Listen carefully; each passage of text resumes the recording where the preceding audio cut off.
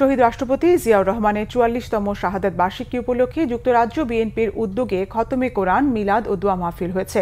গতকাল লন্ডনের একটি হলে অনুষ্ঠিত এই মাহফিলে প্রধান অতিথি হিসেবে উপস্থিত ছিলেন বিএনপির ভারপ্রাপ্ত চেয়ারপারসন তারেক রহমান।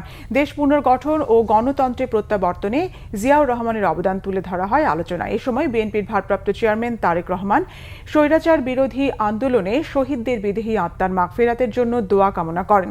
তারেক রহমান বলেন, পলাতক স্বৈরাচার ক্ষমতা ধরে রাখার জন্য অসংখ্য মানুষকে হত্যা করেছে।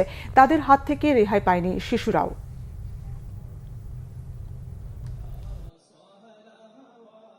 আমরা যদি জুলাই আগস্ট মাসের সেই আন্দোলনের দিনগুলোর কথা মনে করি, তাহলে আমরা দেখতে পাবো কি হারে সেই পলাতক স্বৈরাচার, সেই স্বৈরাচার ক্ষমতাকে ধরে রাখার জন্য কি হারে মানুষকে হত্যা করেছে, কি হারে বহু মানুষের সারা জীবনের দৃষ্টি কেড়ে নিয়েছে, কিভাবে বহু হাজারো মানুষ কিভাবে ক্ষতিগ্রস্ত হয়েছে, শারীরিকভাবে পঙ্গুত্ব বরণ করেছে।